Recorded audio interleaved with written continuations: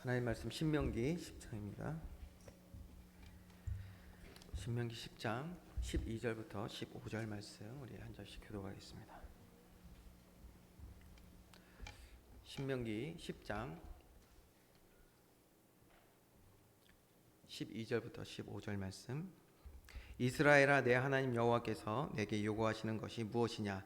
곧 내 하나님 여호와를 경외하여 그의 모든 도를 행하고 그를 사랑하며 마음을 다하고 뜻을 다하여 내 하나님 여호와를 섬기고. 내가 오늘 내 행복을 위하여 내게 명하는 여호와의 명령과 규례를 지킬 것이 아니냐. 하늘과 모든 하늘의 하늘과 땅과 그 위의 만물은 본래 내 하나님 여호와께 속한 것이로되. 여호와께서 오직 내 조상들을 기뻐하시고 그들을 사랑하사 그들의 후손인 너희를 만민 중에서 택하셨으니 오늘과 같으니라. 아멘. 지난 시간에 하나님은 모세와 이스라엘 향하여서 나무궤를 만들라고 명령하셨습니다. 이 나무궤는 어떤 역할을 하느냐? 바로 하나님이 주시는 언약, 그렇죠? 그 언약은 바로 능력, 하나님의 권세가 온전히 드러나는 하나님의 말씀을 뜻합니다. 그 하나님이 주시는 언약, 십계명을 담게 되는 그 거룩한 궤를 말씀하죠. 그래서 우리는 이거를 언약궤, 법궤 뭐 이렇게 말씀하고 있습니다. 우리가 지난 시간에 본 것처럼 그렇기 때문에 가장 중요한 이 십계명을 담기 위해서 만들라고 하셨지만 왜 우리가 이거를 십계명궤라고 부르지 않느냐면 않고 언약궤라고 하냐면 우리가 아시는 대로 우리 출애굽기 때 배웠죠. 이 언약궤에는 십계명 외에도 두 가지가 더 들어가게 됩니다. 두 가지. 뭐가 들어가죠? 아론의 쌍난 지팡이와 만나가 들어가게 됩니다. 자, 아론의 쌍난 지팡이와 만나가 들어간다. 이건 또 무엇을 의미하느냐? 바로 전지전능하신 유일하신 하나님이 그의 말씀과 또 언약대로 반드시 성취하셔서 큰 기적과 이적을 행하신다는 것을 함께 그 언약궤에 담아서 저와 여러분 모든 하나님의 백성들이 이것을 기억하기를 원하시는 줄 믿으시기 바랍니다. 그래서 말씀과 함께 그 말씀을 통하여 역사하시는 하나님의 능력을 같이 담으신 거예요. 언약궤 안에. 이게 이따가 우리가 결론적으로 보겠지만 아주 중요한 또 의미가 있습니다. 하나님 자녀된 우리들의 삶에도 말씀이 살아 역사하는 삶이 되어서 하나님의 능력의 증거들이 가장 가득 넘치기를 주님의 이름으로 축원드립니다. 자, 그래서 이제 이스라엘이 이 언약궤를 앞장 세워 가나안을 정복하기 위해서 나아갈 때 가는 곳마다 그래서 큰 역사가 일어난 거예요. 그러니까 그곳을 함께 목도하는 모든 이스라엘 백성들이 말씀을 담을 뿐만 아니라 하나님이 역사하신 그 많은 증거들을 함께 또 마음과 생각에 담게 되겠죠. 자, 하나님이 이렇게 귀한 역할을 하게 되는 나무궤를 광야에서 자라는 보잘것없는 어떤 나무로 만들라고 하셨죠? 십dim나무. 우리가 지난 시간에는 이게 그 십dim나무 그림으로도 같이 보지 않았습니까? 봤는데요. 이 십dim나무는요, 목수들이 사용하고 싶어하는 나무는 아닙니다. 그렇죠? 물론 그 나무 자체는 아주 질이 좋지만 광야에서 자라는 나무이기 때문에 그 나무가요 아주 괴상하게 자라기도 하고요. 왜냐하면 그 사막의 그 뜨거운 바람 때문에 가지가 이리저리로 꺾이고 또 그 환경을 이겨내야 하기 때문에 그 껍질이 굉장히 두껍고 물이 없는 사막이다 보니까 뿌리는 깊이 자라지 않고요. 그러니까 뭐 보잘것없는 나무겠죠. 그렇기 때문에 이것을 그런 걸 다 공정해가지고 어떤 나무 자재로 건축 자재로 쓴다 라는 것 자체가 시간도 많이 낭비될 뿐 아니라 그렇게 많이 사용할 수도 없는 그런 사용하기 어려운 나무가 바로 십dim나무입니다. 그런데 하나님은 이 십dim나무를 가지고 그 소중한 그 귀한 언약궤를 만들라고 하신 것입니다. 여기에 정말 중요한 의미가 있다고 우리가 지난 시간 결론적으로 봤죠. 어떤 의미가 있습니까? 쓸모없어 보이던 나무가, 이 십dim나무가 거룩하게 구별된 나무로 변화하는 과정과 같이, 그래서 언약궤로 하나님께 쓰임받는 것 같이 그리스도의 보혈로 죄사함 받고 하나님의 계획하신 대로 성화되어가는 우리들의 삶이 바로 십dim나무고, 저와 여러분은 하나님은 귀하게 쓰시는 나무궤 그릇으로 우리를 만들어 가실 줄 믿으시기 바랍니다. 그렇기 때문에 이 시띠나무와 나무개는 결국 저와 여러분을 상징하는 것입니다. 하나님의 자녀된 자들의 삶을 뜻하는 것이죠. 하나님은 저와 여러분의 삶에 이렇게 능력과 권세의 말씀이 담기고 그 말씀대로 성취하고 이루시는 하나님을 체험하며 증거 가진 증인들이 되기를 원하시는 줄 믿습니다. 하나님은 우리가 증인되기 원하세요. 더 정확히 말하면 말씀의 근원이 되신 예수 그리스도. 말씀의 근원이 누구시라고요? 예수 그리스도. 아론의 쌍난 지팡이의 근원이 누구시다? 예수 그리스도. 만나의 근원이 누구시다? 예수 그리스도. 예수 그리스도와 연합된 자 임마누엘 축복 누리는 저와 여러분 우리 교회 되기를 하나님이 가장 원하시는 줄 믿으시기 바랍니다. 자, 그러면요, 시띠나무가 우리들의 삶이다 라고 우리가 이제 결론을 내고, 이런 나를 다듬고 고치시고 멋지게 만드시는 분이 누구냐? 그게 바로 하나님이시란 말이에요. 하나님이 목수세요. 예수님이 목수로 오신 이유가 있다니까요. 우리를 고치시는 거예요. 어떻게 우리를 깎으시고 다듬고 고치시냐면요, 말씀을 통해 우리를 가르쳐 주시는 일로 우리를 다듬으십니다. 우리가 잘못된 생각이 많이 빠져 있어요. 세상 죄악된 생각이 너무 많이 물들어 있단 말이에요. 그런 저와 여러분을 말씀으로 가르치시는 하나님. 그래서 배우고 깨닫게 하시고 능력의 하나님을 체험하게 하시는 우리의 아버지 되신 줄 믿습니다. 그게 하나님이 우리를 고치시는 방법이에요. 어디서 하신다고요? 광야학교에서. 광야학교라는 게 무슨 말인지 모르시는 분들은 교회 유튜브에 들어가셔서 그 전에 있는 것들을 들어보시면 되겠죠.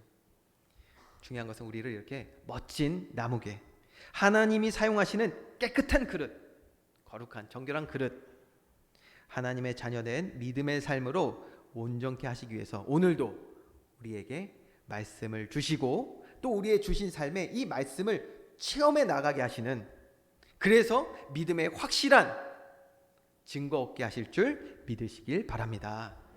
자, 그러면 여기까지 우리가 아멘을 했으니까요, 그러면 이제 확인을 해야겠죠. 또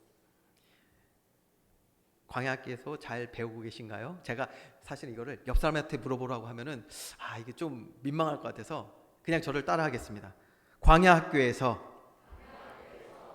잘 배웁시다. 네.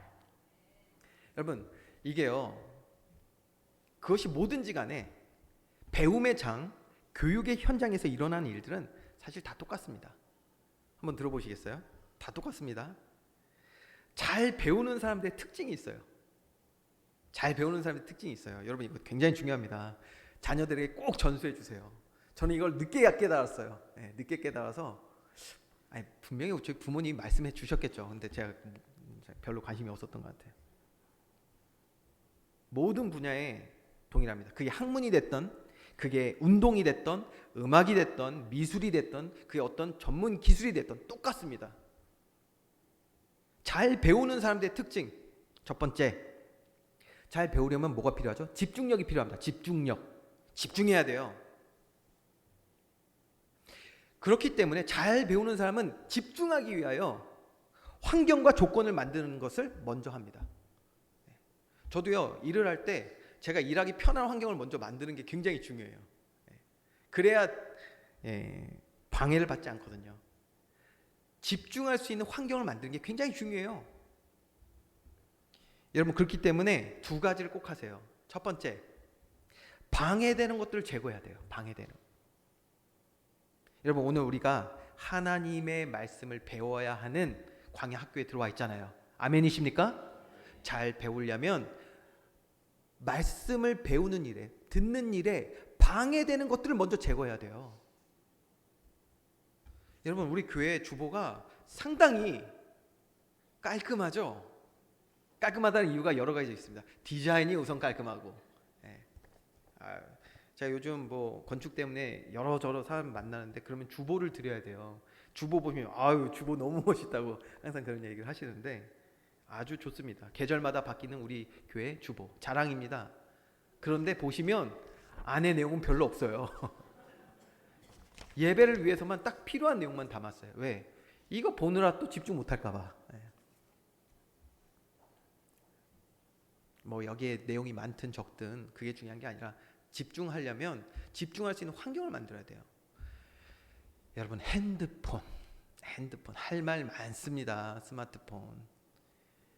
여러분 이거 나중에 핸드폰이 우리나라에 특별히 스마트폰이 우리나라에 정착을 하고 나서 일어난 현상들에 대해서 제가 나중에 뭐 금요 찬양 기도에서 언제 한번 또 집중적으로 말씀을 드릴 기회가 있겠지만 여러분 보세요. 학교 가서는 애들이 그래서 집중 못할까 봐 스마트폰을 건넨다고 하더라고요. 여러분 제가 그래서 생각을 했어요. 지난주 말씀을 생각하면서 은혜를 많이 받습니다. 지난 주간에도 은혜 많이 받으셨죠? 네, 아멘이 좀 적네요. 오늘 또 힘을 내야겠습니다, 제가. 그런데 이따 말씀에도 보겠지만 우리가 말씀을 배웠다면 말씀 배운 대로 살아내는 힘이 있어야 되는데 어떻게 된 게 저 문을 지나서면 뭔가 이게 우리가 잊기 시작한단 말이에요. 그래서 저 문이 문제인가? 한 주간 동안에 저도 한번 고민해봤습니다. 저 문이 문제인가? 그거보다도 이 예배 시간에 집중해야 되거든요. 근데 집중 못하게 하는 많은 요소들이 이미 있어요. 이것들을 우리는 잘 제거를 먼저 해야 됩니다. 학교에서는 애들이 그렇게 핸드폰을 걷어가면서 하는데 하나님 말씀을 배우는 가장 중요한 시간에 하나님의 말씀의 능력을 알기 원하여서 우리가 함께 모여서 주의 말씀을 오늘도 배우고 그 배운 일에 정말 확신으로 거하기 원하는데 집중 못한다면 너무나 이게 우리에게 손해겠죠. 그래서 말씀 시간에 모든 것을 방해되는 모든 것을 먼저 내려놔야 돼요. 그러면서 두 번째는요, 집중하기 위해서 그 환경과 조건을 만드는데 컨디션 조절이 굉장히 중요합니다. 컨디션 조절. 제가 지금 또 고백을 하겠습니다. 제가 결혼하기 전날이었습니다. 아직도 생생히 기억나는데 그때 제가 뭘 했냐면 태어나서 한 번 하는 결혼인데 컨디션 조절을 잘해야겠죠. 근데 제가 뭐 했냐? 축구하러 갔습니다. 축구하러 가서 열심히 축구하다가 얼굴이 찢어졌어요. 모르셨던 분들이 많겠죠. 코 위가 찢어졌어요. 그냥 제 아내니까 속상한 거죠. 결혼하는데 그거 다치고 오냐고. 중요한 일 있으면 이렇게 저처럼 하시면 안 되고 잘 컨디션 조절을 하셔야 됩니다. 시험 볼 때도 마찬가지고요. 그렇잖아요. 중요한 일을 앞두고 있으면요, 컨디션 조절이 굉장히 중요합니다. 여러분 잘 컨디션 조절해서 오셨죠? 네. 요즘 특별히 학생들이 그렇다고 하더라고요. 토요일 날 되면 우리 직장인들도 쉰다고 주일 예배를 준비를 안 하는 거예요. 여러분 기도로 준비하며 예배에 나오는 은혜 있기 원합니다. 집중하려면 컨디션 조절도 아주 중요하죠. 자, 이렇게 집중력에 필요한 조건과 환경을 만들고 나서 그리고 나서 우리는 집중을 하게 되는데 누구한테 집중하냐?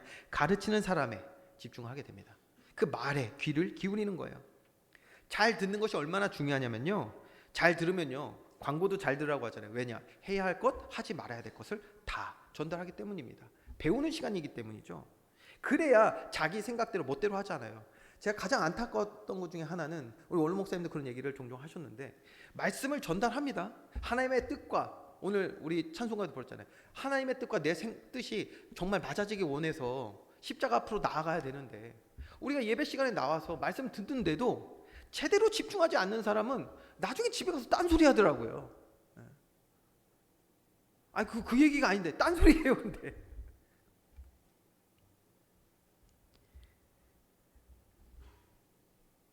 제가 초등학교 6학년 때였습니다. 초등학교 6학년 때. 저는 아주 좋은 명문 초등학교를 나왔어요. 십정 초등학교라고.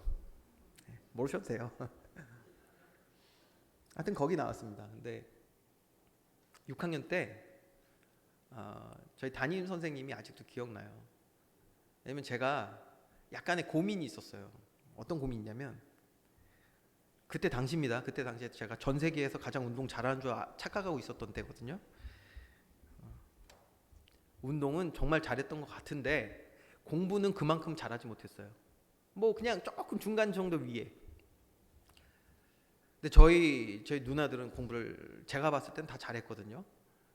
그러니까 좀 비교 당하는 것도 좀 싫었고, 그리고 이제 6학년 되니까 이제 중학교 갈 생각하니까 누가 겁을 주더라고요. 공부 못하면은 안 좋은 중학교로 빠진다는 거예요. 그래서 아, 그러면 안 되는데 혼자 그렇게 고민하고 있을 때였습니다. 그때 저희 담임 선생님이 이렇게 말씀하시는 거예요. 뭐라고 말씀하셨냐? 선생님 말씀에만 잘 집중해도 반은 이미 성공이다. 이렇게 말씀하시는 거예요. 그러면서 급푼을 만드시더라고요. 예, 학급 교훈 있잖아요. 그 급푼을 만드시는데 뭐라고 했냐면 선생님 말씀을 귀담아 듣자. 이렇게 딱 쓰시더라고요. 그래서 놨어요. 근데 고민이 됐던 저에게는 야, 저게 사실이야? 그러니까 선생님 말씀만 내가 집중해서 잘 들으면 어쨌든간 내 성적도 올라가고 잘 된다는 얘기지. 그래서 저는요, 이게 굉장히 마음에 아직까지도 그 장면들이 생생하게 남아 있습니다. 집중해서 잘 들으라는 얘기였어요. 이 시간 하나님 말씀에 집중해서 듣는 은혜의 길 주님의 이름으로 축원드립니다. 집중해서 잘 들어야 돼요. 그러면 이미 반은 성공이래요. 저희 6학년 때 선생님 말씀입니다. 요즘은 어떤 그분들이나 궁금하더라고요. 제가 그래서 몇 개 찾아봤는데 한번 보시면 재밌습니다.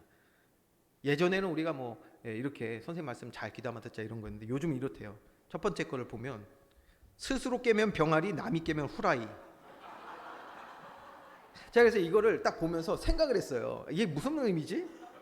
아, 공부는 누가 해라 해서 되는 것이 아니라 스스로 목표를 가지고 열심히 해서 깨우치고 터득하면 그러면 이제 성공한다. 그런 뜻인가 보다.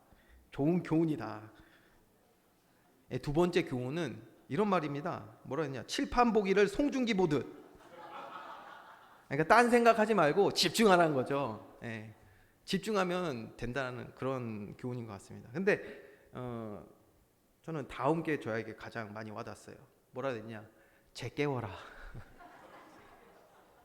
아마도 많은 주의 종들이 비슷한 생각을 한 번씩은 해보지 않았을까라는 생각을 합니다.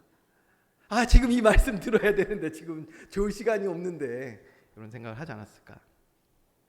여러분, 이렇게 잘 배우는 사람들의 특징은 이렇게 집중하여 가르치는 사람의 말을 듣고 배우게 된다는 것입니다. 그러고 나면요, 어떻게 하냐? 그 사람은 그냥 듣는 것에 그치는 것이 아니라 배운 것을 복습하고요, 예습합니다. 다른 말로 하면 실천하게 되는 거예요. 여러분, 이게 너무 중요합니다. 지난주에 말씀 들었죠? 오늘도 말씀 듣죠? 내일 우리는 또 새로운 삶을 살아갑니다. 배운 것을 확인하는 시간을 우리는 가져야 되는데 말씀 앞에 서질 않아요. 하지만 잘 배운 사람들은 이렇게 배운 것을 복습하고 예습한다. 오늘 주의 말씀을 듣고 은혜 받고 현장에 나아가 그 말씀 확인할 수 있는 저와 여러분 되기를 주님의 이름으로 축원드립니다. 이것이 반복되는 삶이 돼야 돼요. 반복하는 거예요. 그거를 집중해서 듣고 복습하고 예습하고 행해보는 거, 실천해보는 거예요. 그것을 또 내 삶에서 반복하면 이것이 습관, 체질, 그리고 내 삶의 문화가 되는 거예요. 자, 이런 과정을 가는 사람들은 잘 배울 수밖에 없고요. 잘 될 수밖에 없겠죠. 그리고 이런 사람들에게 주어진 아주 중요한 시간, 그게 뭐냐면 바로 시험입니다. 이 과정에 있는 사람들이 배운 것을 확인하는 시험을 보게 될 때 그 시험은 아주 유익한 시간이 되는 거예요. 저는요, 이 말씀 묵상하다가 이스라엘 백성이 갔던 그 광야가, 하나님이 그들 연단하시는 시험이 많았던 그 광야가 이들에게 얼마나 유익한 시간이었을까를 다시 한번 생각해 보게 됐어요. 어떤 사람에게? 하나님의 말씀을 잘 배우는 사람에게 얼마나 유익한 시간이었을까? 물론 잘 배우지 못하는 사람에게는 어려운 시간이었을 거예요. 그러나 주의 말씀을 잘 배우는 사람에게는 너무나 유익한 시간이에요. 왜? 확실히 배우고 깨닫고 행할 수 있는 것이 무엇인지를 확인하는 시간이고, 동시에 더 중요한 것은 내가 어디가 부족한지를, 내가 어느 죄에 연약한지를 확인할 수 있는 시간이 바로 시험이기 때문입니다. 잘 배우는 사람이 있다면 잘 못 배우는 사람의 특징은 그렇기 때문에 아주 뚜렷하죠. 반대예요. 집중을 못합니다. 방해 조건이 너무 많아요. 컨디션 조절 못합니다. 가르치는 자의 말을 집중하지 않고요, 자기 생각, 딴 생각, 잡생각. 요거 이제 요즘 아이들 말 라임이라고 합니다. 라임. 자기 생각, 딴 생각, 잡생각. 뭐예요? 가르치는 자 말씀에 집중하지 않고 자기 생각이 빠져요. 그래서 자기 생각이 맞다 틀리다 판단하고 있고요. 딴 생각 뭐냐? 말씀 하나님의 생각을 들으려고 하지 않고 내 생각 내 계획에 사로잡혀요. 말씀 들으면서도. 그러니까 안 들리죠. 말씀 듣고 나가서도 다른 얘기하는 거예요. 그러니까 잡생각이 뭡니까? 말씀 듣는데 멍한 사람들도 있어요. 나는 누구고 여긴 어디지? 멍하게 이제 사로잡힌 사람. 그렇기 때문에요, 잘 못 배우는 사람들, 집중하지 못하니 복습 예습 할 게 없어요. 할 게 없어요. 하고 싶어도 할 게 없어요. 실천할 수가 없습니다. 아니, 내 것이 된 게 아무것도 없는데 어떻게 실천을 하겠어요? 그렇죠? 뭐 다음 진도는 나갈 수 있을까요? 없죠. 다음 진도를 나갈 수 없어요. 하나님이 우리의 삶을 통하여 크신 주의 일을 이루시기 원하시는데 다음 진도를 나갈 수가 없네.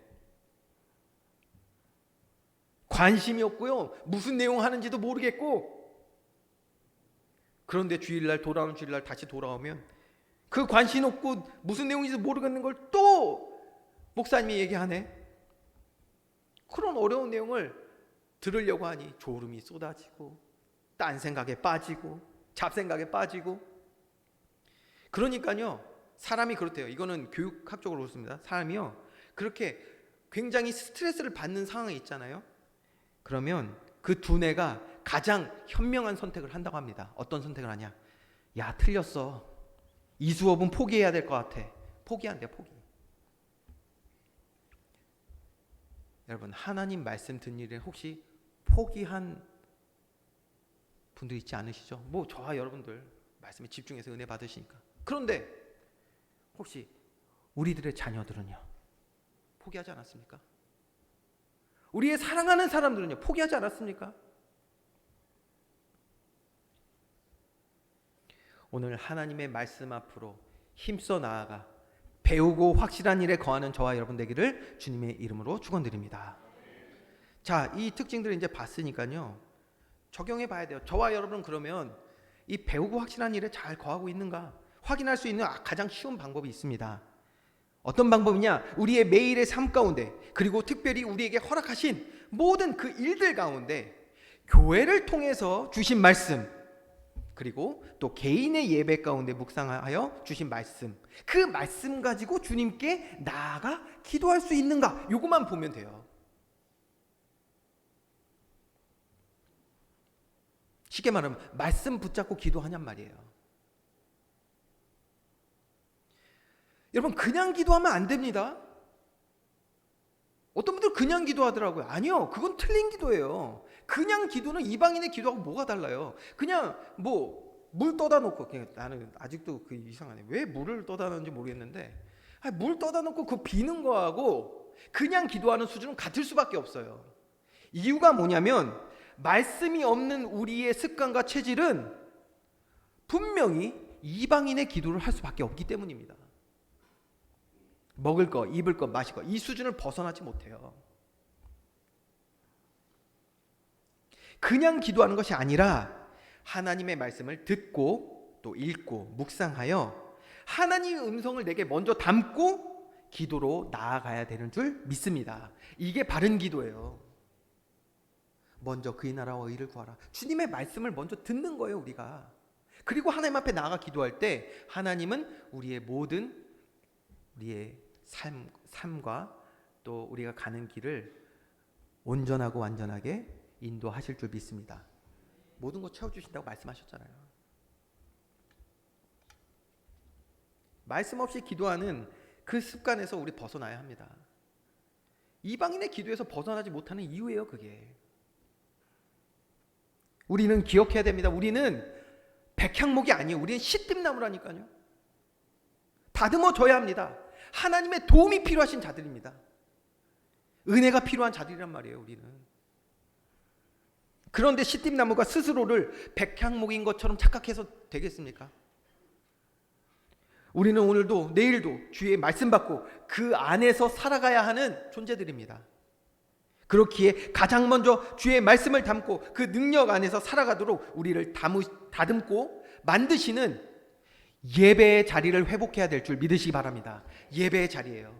우리를 다듬으시는 시간이 바로 예배의 자리예요. 우리의 광야 학교입니다. 그게 예배의 자리예요. 여러분, 우리의 예배의 자리는 어디입니까? 지금 여러분들의 예배의 자리는 어디입니까? 먼저는 공예배겠죠. 공예배. 주일 예배, 수요 예배, 금요 찬양 기도회. 우리 한 달에 한 번 하는 금요 찬양 기도회, 이제 오늘 광고 나갔지만 다음 주에 있습니다. 돌아오는 주간에 있습니다. 그리고 기간 예배, 또 공식적인 모임들, 교회 안에 있는 모임들, 광고해서 하는 모든 그런 시간들이 바로 공예배예요. 공예배. 그리고 나서 공예배가 있고요. 또 개인 예배가 있습니다. 개인 예배는 뭡니까? 매일 주님과 만나는 시간이죠. 뭐 그래서 예를 들면 교회에서 제공하는 첫 시간을 통해서 하나님과 교제하든지, 아니면 또 다른 것들을 통해서 말씀 묵상하고 또 개인적으로 찬양하고 여러 가지 모양의 개인 예배, 즉 하나님과 교제하는 시간, 이게 바로 다 예배의 모습이죠. 그런데 여러분, 이거 기억하셔야 돼요. 특별한 이유가 아니면, 제가 말씀드린 특별한 이유, 여러 가지 개인적인 뭐 건강의 문제라든지 좀 환경적인 이유, 그 특별한 이유가 아니면, 잘 들으세요, 공예배가 안 되는 사람은 개인 예배가 될 수가 없습니다. 그럴 수가 없어요. 논리적도 안 맞아요. 그거는. 왜 그러냐? 개인 예배는 정말 예배의 축복을 누리는 사람들이 자신의 삶에 이어가고 지속하는 모습으로 나타나는 게 개인 예배입니다. 그렇기 때문에 공예배가 회복되지 않는 사람들은 기도가 안 돼요. 기도가 안 돼요. 말씀 읽는 것이 어렵습니다. 아니, 우리 삶의 그 많은 시간, 24시간 중에 하나님 앞에 드리는 기도의 시간, 말씀의 시간, 머리로 아무리 알아도 안 되는 거예요. 그래서 개인 예배가 안 되시는 분들, 영적 나태함과 핑계에 사로잡히게 하는 이 죄와 사탄의 일들을 여러분 대적하면서 먼저 우리에게 허락하신 주어진 공예배 회복하는 일에 힘쓰는 저와 여러분 되기를 주님의 이름으로 축원드립니다. 왜냐하면 예배를 통해서 하나님은 저와 여러분을 소중한 나무개로 깨끗한 하나님이 쓰시는 그릇으로 우리를 만들어 가시기 때문입니다. 그래서 예배를 방해하는 내 안에 모든 죄악된 것들, 특별히 우리의 영적인 교만들이 무너지고 십자가에 죽기까지 낮아지신 예수님의 겸손을 닮아 하나님께 나아가는 일에 힘쓸 수 있는 우리 교회 되기를 주님의 이름으로 축원드립니다. 자, 오늘 본문을 통해서도요, 아주 분명하게 하나님의 뜻과 이를 이루시는 하나님의 계획이 선포되는 것을 보게 되는데요. 자, 12절 말씀 다시 볼까요? 12절 말씀 이렇게 기록하고 있습니다. 이스라엘아, 내 하나님 여호와께서 내게 요구하시는 것이 무엇이냐? 자, 여기 먼저 보니까요, 하나님이 요구하시는 것이 있다고 말씀하고 있죠. 근데 누구에게 요구하시죠? 누구에게 요구하시냐? 하나님은 이방인에게 혹은 아무에게나 요구하시는 것이 아니라 이스라엘이라고 했어요. 이스라엘, 즉 하나님의 택한 백성, 예수 그리스도 믿어 주의 자녀된 저와 여러분에게 요구하신다는 거예요. 누구에게? 자녀에게. 자녀에게 부모가 요구하는 것을 뭐라고 그러죠? 바램이라고 말합니다. 바램. 저도 제 자녀들에게 바램이 있어요. 아이들이 믿음 안에서 잘 크길 원합니다. 하나님을 사랑하고 주신 그 모든 삶의 기능과 여러 가지들 가지고 하나님께 영광 돌리는 아이들로 자라기를 저는 바라고 있어요.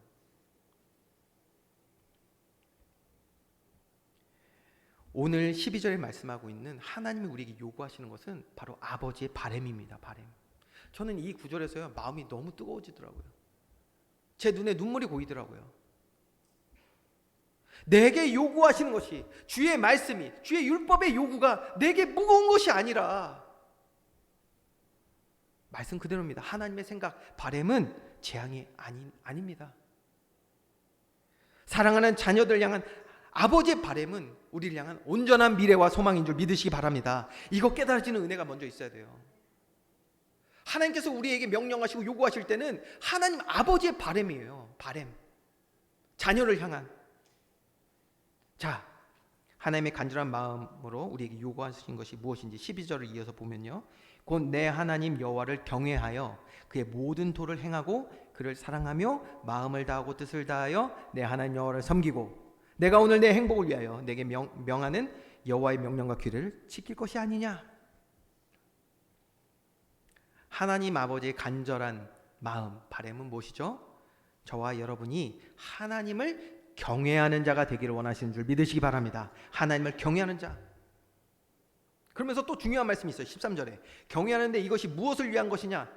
뭐라고 그랬죠? 하나님이 이렇게 말씀하신 것은 오늘 누구의 행복? 저와 여러분의 행복을 위하여 말씀하신다는 거예요. 정리하면 하나님을 경외하는 것은 우리의 행복을 위한 것이다 라고 하나님이 말씀하셨습니다. 여러분, 이번에는 옆에 분하고 한번 인사해보죠. 네. 한 주간 행복하셨습니까?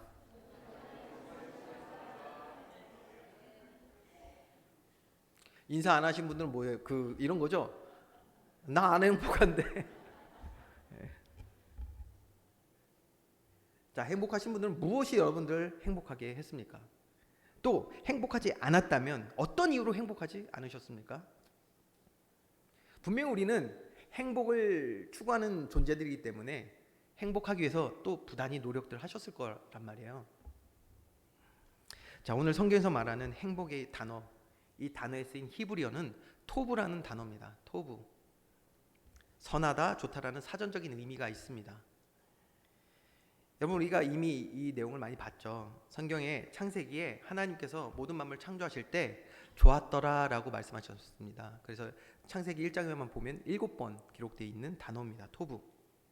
하나님이 모든 만물을 창조하시면서 하나님의 창조의 질서와 원리 가운데 온전한 그 창조의 본연의 모습을 보시고 좋았더라, 토브라고 말씀하신 것입니다. 이 토브라는 단어는 그 외에도 성경을 쭉 보니까요, 위대한, 놀라운, 완벽한, 그리고 아름다운 이러한 뜻을 가지고 사용되었습니다. 하나님이 창조하신 인간의 본연의 모습을 회복하는 것이 우리의 진정한 행복인 줄 믿습니다.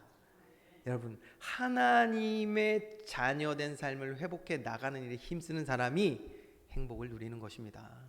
이게 행복이에요. 근데 많은 사람들은, 심지어 주위의 백성들도 행복을 몰라요.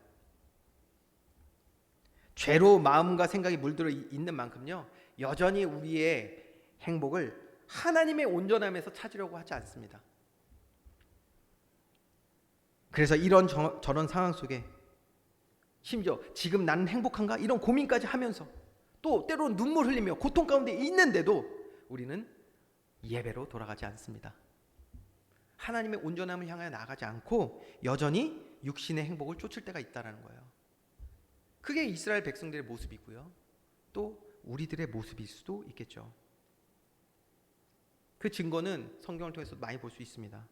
하나님을 예배하는, 경외하는 자의 삶을 회복하려고 하는 것이 아니라 여전히 창세기 3장에 기록된 사탄의 유혹, 가짜 복음.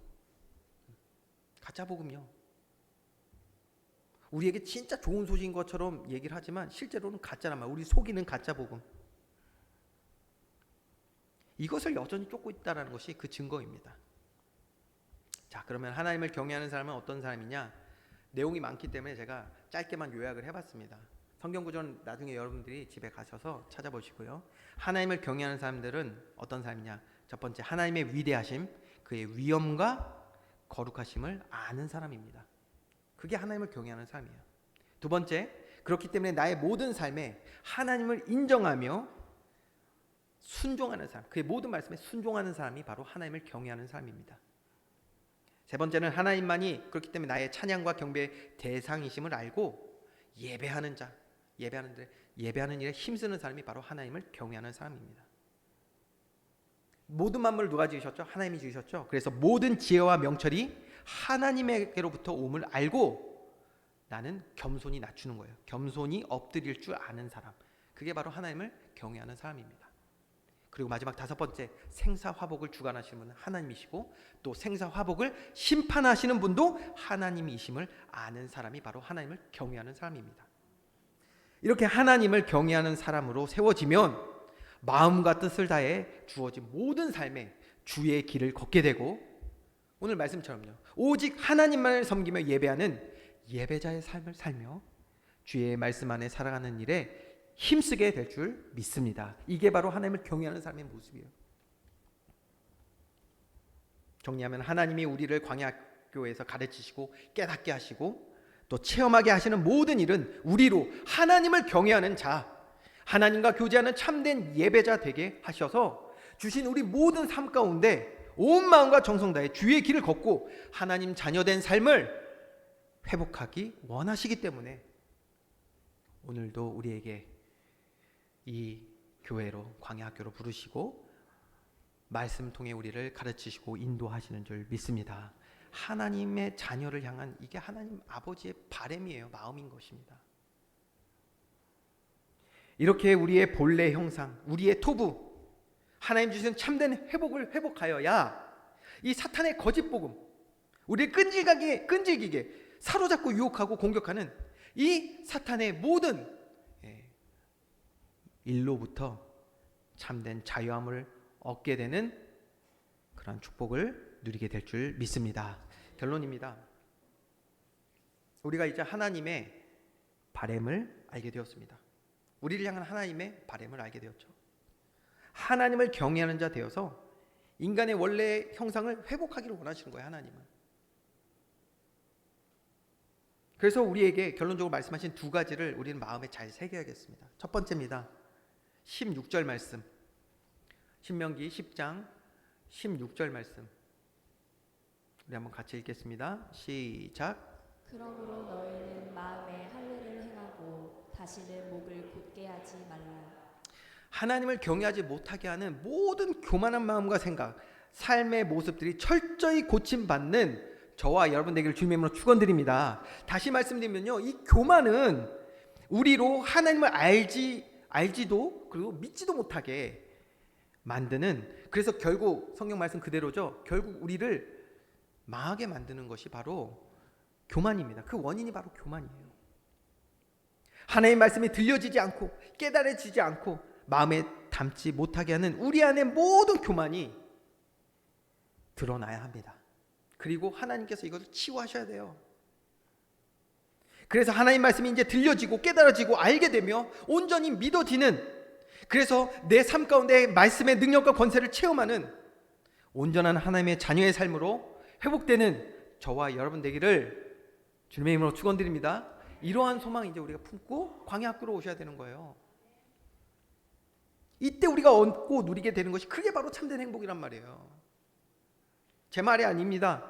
이어지는 20절, 22절 말씀 보겠습니다. 20절도 한번 같이 읽어보겠습니다. 시작. 내 하나님 여호와를 경외하여 그를 섬기며 그에게 의지하고 그의 이름으로 맹세하라.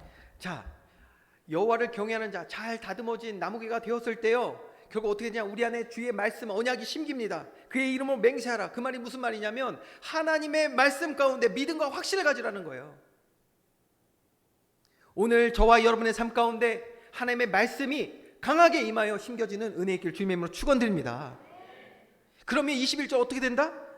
그는 내 찬송이시오 내 하나님시라. 내 눈으로 본 이같이 크고 두려운 일을 너를 위해 행하셨느니라.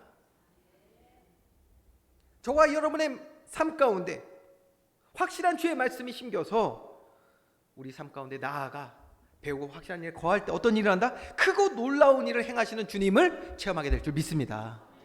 아론의 쌍난 지팡이를 우리는 체험하게 된단 말이에요. 그리고 22절 말씀 우리 같이 읽겠습니다. 시작. 애굽에 내려간 내 조상들이 겨우 70인이었으나 이제는 내 하나님 여호와께서 너를 하늘의 별같이 많게 하셨느니라. 아멘. 광야학교를 통해서 우리를 하나님을 경외하는 자, 하나님 쓰시기 좋은 나무개로 우리를 세워나가시고 우리 안에 언약궤를 주시고 아론의 쌍난 지팡이를 넣어주실 뿐만 아니라 하나님께서 우리에게 약속하신 그 말씀을 반드시 성취하심을 체험하게 될 줄 믿으시기 바랍니다. 이게 우리들의 삶이 되도록 하나님 오늘도 일하시는 거예요. 이스라엘을 광야에서 단련하신 것 같이 하나님이 우리를 이곳 주의 성전 교회로 우리를 부르시고 우리를 다듬어 믿음의 사람, 하나님의 말씀을 담은 거룩한 주의 백성으로 세우셔서 참된 행복, 하나님의 자녀의 형상을 회복해 나가실 줄 믿습니다. 그리고 이제 하나님 주시는 힘과 능력 가지고 그런 저와 여러분의 삶을 통하여 세상에 빛을 발하여, 창세기 1장 말씀 그대로입니다, 어둠을 정복하고 죄와 싸워 승리하며 다스리는 우리들의 삶이 되게 하실 줄 믿습니다. 증인으로 딱 서서 정말 빛을 밝혀야 되는 시대가 왔어요. 우리 자녀들을 살릴 사람들은 저와 여러분입니다. 우리가 빛을 발하는 자로 세워져야 어두워서 방황하는 우리 자녀들 살릴 거 아니에요. 이 어두워진 세대를 밝힐 수 있는 유일한 소망은 예수 그리스도의 빛을 가진 저와 여러분인 줄 믿습니다.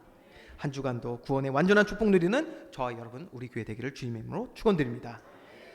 이 시간 주신 말씀을 마음에 담아 믿음의 결단하며 주님께 나아가기 원합니다. 하나님의 자녀로 살아가는 것이, 그것이 세상이 알 수도 없고 얻을 수도 없는 참된 평안이고 참된 행복인 줄 믿습니다. 사탄이 절대 뺏을 수 없는 이 행복, 구원받은 저와 여러분의 것인 줄 믿습니다. 하나님의 바램, 아버지의 뜻을 이루시기 위해 이 땅에 오신 예수 그리스도의 공로 의지하여 오늘 우리가 얻은 이 참된 행복을 함께 고백하는 시간 가지기 원합니다. 우리 행복 찬양 같이 주님 앞에 올리기 원합니다.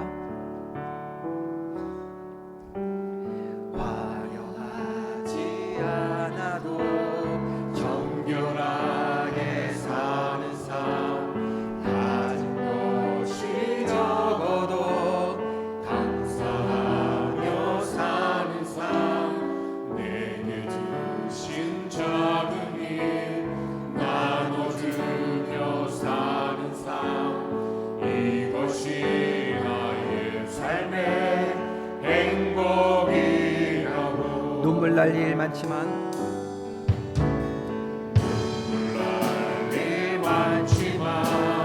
기여할 수 있는 것, 억울한 일 많으나 주를 위해 찾는 것, 비록 짧은 삶 주 뜻대로 사는 것, 이것이 나의 삶의 행복이라오.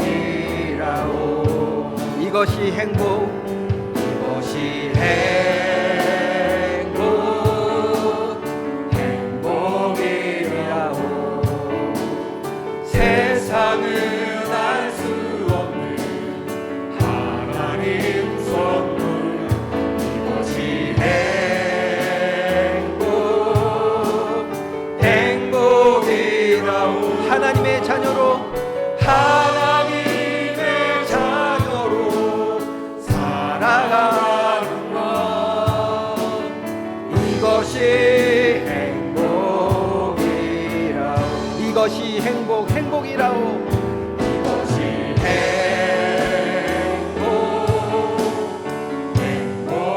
행복이라오. 세상은 알 수 없는 하나님 선물, 이것이 행복, 행복이라오. 하나님의 자녀로 살아가는 것, 이것이 행복이라오. 하나님, 오늘도 주의 말씀을 통하여 우리를 가르쳐 주시고, 특별히 주의 말씀 통하여 주의 그 간절한 소망, 우리를 향한 하나님의 바램을 알게 하시니 감사를 드립니다. 하나님, 정말 우리를 다시 온전한 주의 형상으로 회복하시기 위하여 우리를 광야학교로 입학시키시고, 또 이 광야를 통하여서 하나님을 경외하는 자로 세워나가시는 주님의 그 간절한 바램을 이제 알게 하셨사오니, 하나님, 이제 우리에게 주신 이 참된 행복을 얻기 위하여, 이 참된 행복을 향하여서 우리의 마음과 정성을 다하여 예배하며 우리를 고치시는 주님께로 나아가는 일에 힘쓸 수 있는 우리 모든 주의 백성들 다 되게 하여 주시옵소서. 하나님, 시띠나무 같은 우리들이지만 우리를 고치시고 다듬어 주시며 또 거룩한 주의 자녀로 또 사용하시는 그릇으로 만드시는 주님을 우리가 신뢰하고 믿사오니 하나님 주님께 나아가 말씀으로 우리를 고치시는 주님을 신뢰하게 하시고 의지하게 하시고 매일같이 주님의 말씀을 사모하며 엎드릴 수 있는 겸손한 주의 백성들 다 되게 하여 주시옵소서. 하나님 이 시간 고백합니다. 우리의 연약함이 또 죄의 공격이 우리로 하여금 주님께 나아가지 못하도록 계속해서 우리를 잡아당깁니다. 하나님 참된 자유함이 없고 해방감이 없이 살아가는 우리들의 삶 가운데 우리가 정말 눈물 지으며 고통 가운데 주님 앞에 엎드릴 때가 있음을 고백합니다. 주님 은혜를 더하여 주시옵소서. 깨닫게 하여 주시옵소서. 우리의 참된 행복이 예배 가운데 있음을 깨닫고 주님께 나아가는 일에 힘쓰는 우리 모든 주의 백성들 다 되게 하여 주시옵소서. 하나님의 놀라우신 역사와 은혜와 또 응답이 우리 삶 가운데 가득하게 임하게 하실 줄 믿습니다. 감사드리며 예수 그리스도의 이름으로 기도합니다. 아멘.